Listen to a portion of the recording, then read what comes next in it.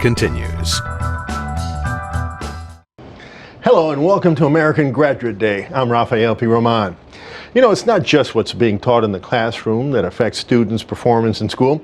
What's happening in other parts of his or her life can have an equal or even greater impact. To help these children stay on the right path towards becoming American graduates, the organization Counseling in Schools works with students and their families by putting over 100 clinical psychologists and certified social workers in New York City public schools. And with us today is Kevin Dahill-Fuchel, Executive Director of Counseling in Schools, and Shamel Williams, who graduated from Sarah J. Hale High School in Brooklyn over 10 years ago with the help of Counseling in Schools.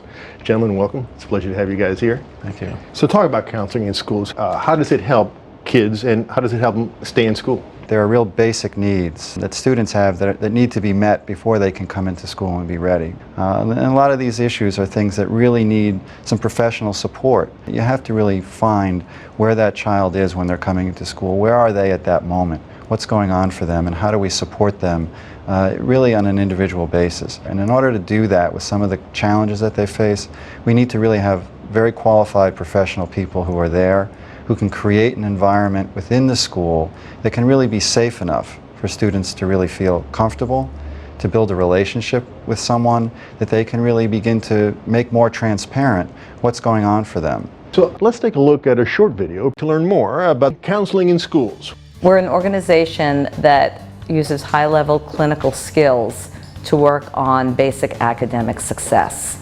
If there are barriers to that success, emotional issues that might interfere with coming to school, then we will address those needs as well. We'll meet every student where they're at and try to help support their growth and help them to see a better future for themselves. We're working together and we're making things happen and we're having success even in the face of huge challenges.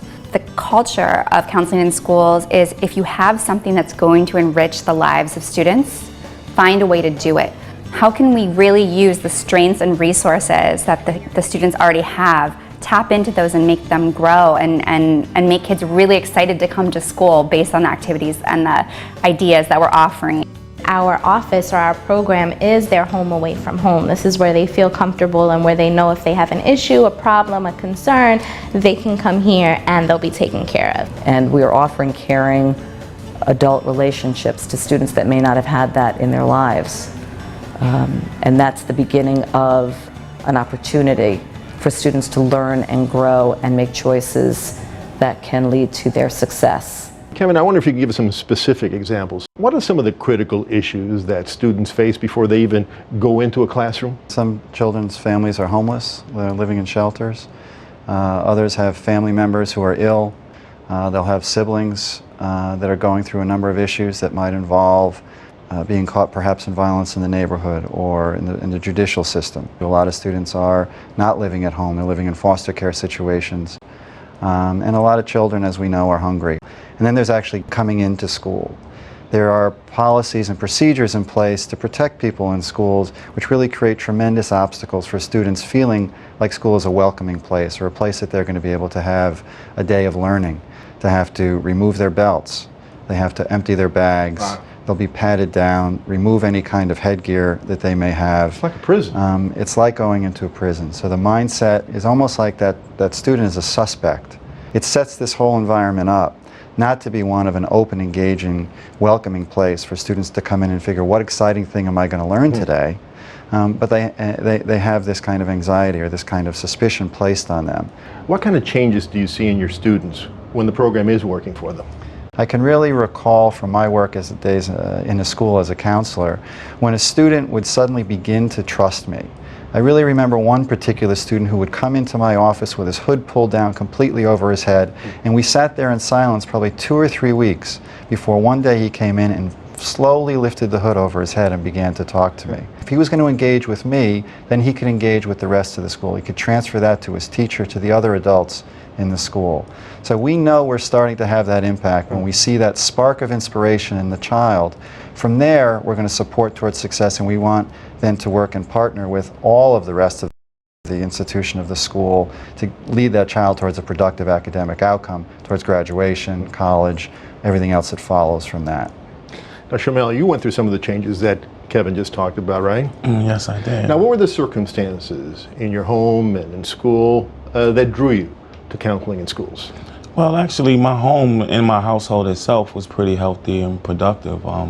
Once I walked outside the house, that was a different In the story. neighborhood? Yes, the neighborhood and just different obstacles that I had to overcome in the neighborhood. So when I arrived at counseling in school's door, I had a lot of anger in me. That was the environment that I lived in. And what are some of the things that you had to confront in the neighborhood? Police brutality, drugs, low self-esteem, just the overall self-worth of a lot of people because of the conditions, because of the violence. Now, you kept in touch with your counselors for over 10 years, Yes. right? Where do you think you'd be without them? The support of counseling in schools helped me open up to society in general and to allow people into my world, into my life. I was very closed before I met them, and the inspiration and the want to graduate and explaining to me the importance of graduation, really helped me believe in myself a little more and begin to make a transition from within myself to do everything that needed to be done to become a productive member of society. So the organization changed your life, right? Yes. Tell us where your high school diploma led you. After I got my high school diploma, I went to Catherine Gibbs for an associate's degree.